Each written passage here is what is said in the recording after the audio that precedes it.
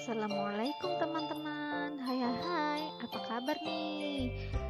Semoga kita semua selalu dalam keadaan sehat dan selalu dalam lindungan Allah. Amin, amin, Allahumma amin. Nah, teman-teman lagi pada ngapain nih? Nungguin ya kisah-kisah dari Rumah Peradaban. Nah, kali ini Ibu Siti akan membacakan kisah dari buku Rasulullah Teladan Utama seri ke-8 dengan judul utama Dakwah Rasulullah SAW. Nah, kali ini Ibu akan membacakan kisah yang berjudul Dituding sebagai Orang Gila dan Penyihir. Nah, seperti apa kisahnya? Yuk langsung saja kita dengarkan bersama. Bismillah.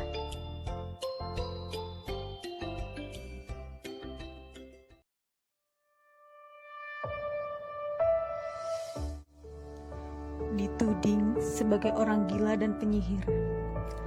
Dakwah Islam terbuka. Kafir Quraisy makin cemas, apalagi pengikut Rasulullah SAW semakin banyak. Keadaan ini akan mengancam keberadaan dan kekuatan mereka. Apalagi mereka tahu bahwa Abu Thalib melindungi Rasulullah SAW. Semakin bertambah kecemasan mereka. Kaum kafir Quraisy menempuh berbagai cara. Mereka berunding dengan Abu Thalib untuk menghentikan dakwah Rasulullah SAW. Namun, mereka tidak mendapatkan yang diinginkan. Musim haji pun mulai dekat. Kaum kafir Quraisy semakin resah karena delegasi dari negeri-negeri Arab akan datang ke Mekah. Mereka membuat rencana untuk mengadakan perjanjian kepada semua delegasi itu tentang Rasulullah SAW. Tujuan mereka adalah dakwah Islam tidak semakin meluas. Para pembesar Quraisy mengadakan pertemuan di rumah Walid bin Mughirah. Mereka akan memilih tudingan yang tepat untuk menghambat dakwah Rasulullah SAW. Tudingan yang disepakati akan disampaikan kepada jamaah haji yang akan datang ke Mekah. Wahai para pemuka Quraisy, satukanlah pendapat kalian tentang Muhammad. Jangan berselisih.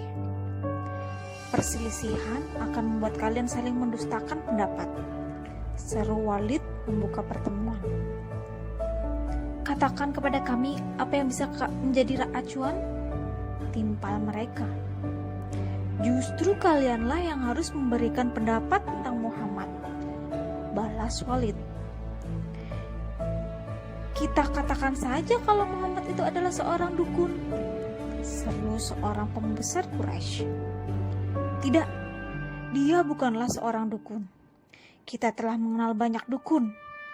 Muhammad tidak pernah berkomat kamit dan membaca mantra layaknya seorang dukun, protes Walid. Yang hadir di situ terdiam sambil memikirkan gelar lainnya. Kita sebut saja Muhammad itu orang gila, lanjut mereka. Tidak, Muhammad bukan orang gila. Kita telah mengetahui ciri-ciri orang gila. Apa yang dilakukan Muhammad tidaklah menjadi ciri orang gila, bantah Walid lagi. Kita katakan saja bahwa dia penyihir. Kita katakan saja bahwa dia penyair. Timpal yang lainnya. Muhammad bukan penyair. Kita telah mengenal semua bentuk syair. Sedangkan yang dikatakan dia bukanlah syair. Sela Walid pula. Para pembesar Quraisy hampir kehabisan akal untuk menjuluki Muhammad. Kalau begitu, kita sebut saja Muhammad adalah tukang sihir. Seru mereka girang. Muhammad bukan tukang sihir. Muhammad tidak pernah berkomat kamit. Dia tidak membuat puhul layaknya tukang sihir. Lagi-lagi Walid tidak setuju. Lalu, apa yang harus kita katakan? Tanya yang hadir kebingungan. Wallahi, ucapan Muhammad itu punya daya magis karena keindahannya. Akarnya ibarat tandam anggur dan cabangnya ibarat pohon rindang. Kalian pun tidak bisa mengucapkan kata yang mirip dengan itu. Namun, betul pendapat yang paling cocok Sultan Muhammad adalah tukang sihir. Dia telah datang membawa perkataan mengandung mantra yang mampu memisahkan seseorang dari bapaknya, saudaranya, dan pasangannya. Jawab Walid seolah menemukan julukan yang paling tepat. Para kafir Quraisy sepakat. Saat musim haji tiba, mereka duduk di tepi-tepi jalan yang dilalui para jamaah haji.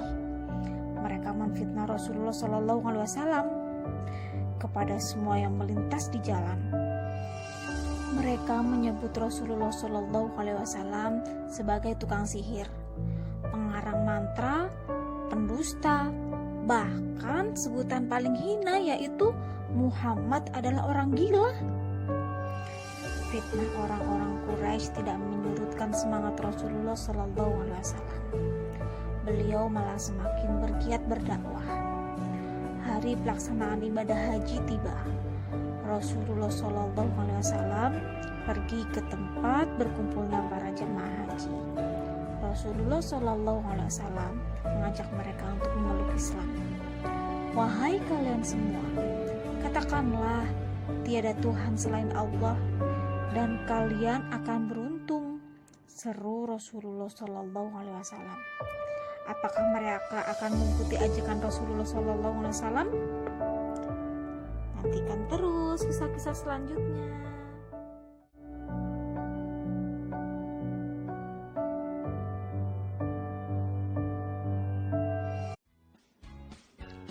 Alhamdulillahirrahmanirrahim, telah kita dengarkan bersama kisah tentang Rasulullah SAW yang dituding sebagai orang gila dan penyihir.